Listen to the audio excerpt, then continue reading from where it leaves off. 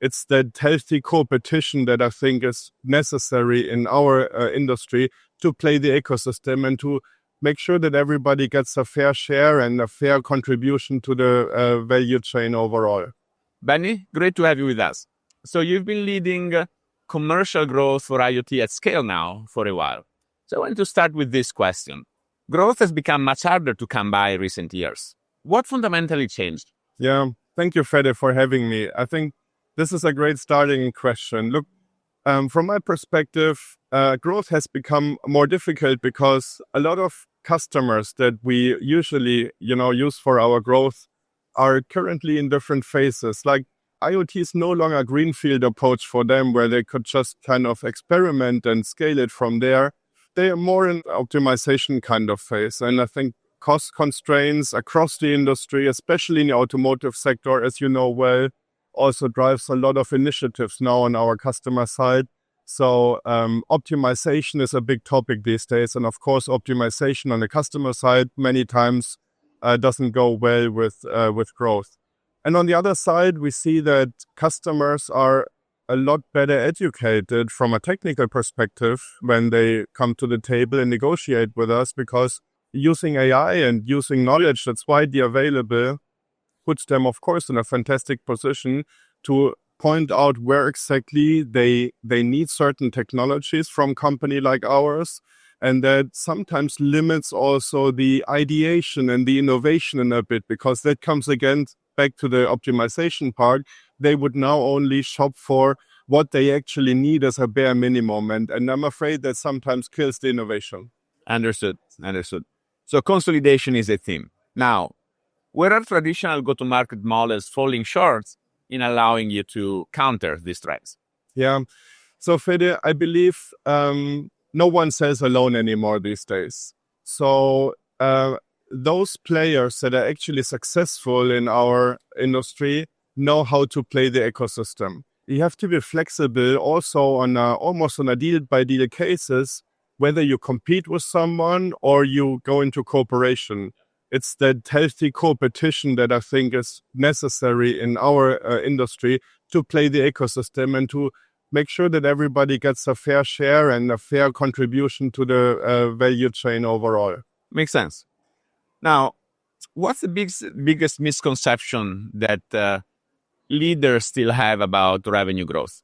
Oh, the misconception about revenue growth? Well, that's a good one. Look, Fede, I believe everyone in the boardroom looks at the sales leader when it comes to revenue growth, right?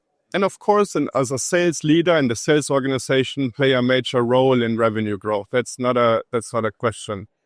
But really, they should look at the end-to-end operating model, because a good pipeline and a good sales organization cannot fix a broken operating model.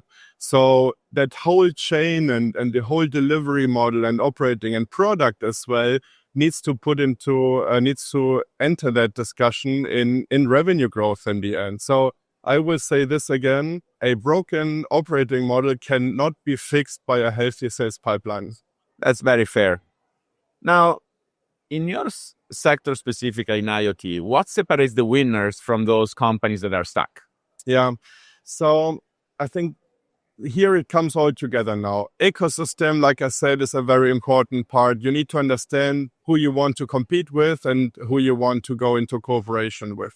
I think you also need to stay very close to your customers, because now that they are so much more educated, that they can prepare so much better for the conversations they have with our organization, you also must ensure that you understand the requirements well enough so that you can only put together what they really need and still leave a little room for innovation so that, future growth can also happen in times where optimization is the first topic on the agenda of every meeting. So this is something where you have to be very close to your customers in order to play that in the right way. And I say the other thing as well is you should not think that new features that you're adding to your capabilities automatically lead to new revenues. You need to be very clear of what are the business outcomes on the long end of your solution to the C-level, to the CFO, to the CEO, without just, talking about here is a new feature, there is a new country, there is a new capability we're adding. You always have to translate it to your customer's language and make sure they understand what's the real business value that actually comes out of your service. Understood. So we touched so many different things, from consolidation to partnerships to making sure that you are plugged in the entire life cycle of the product of the company. If you had to summarize in one sentence this new growth reality, what would that be?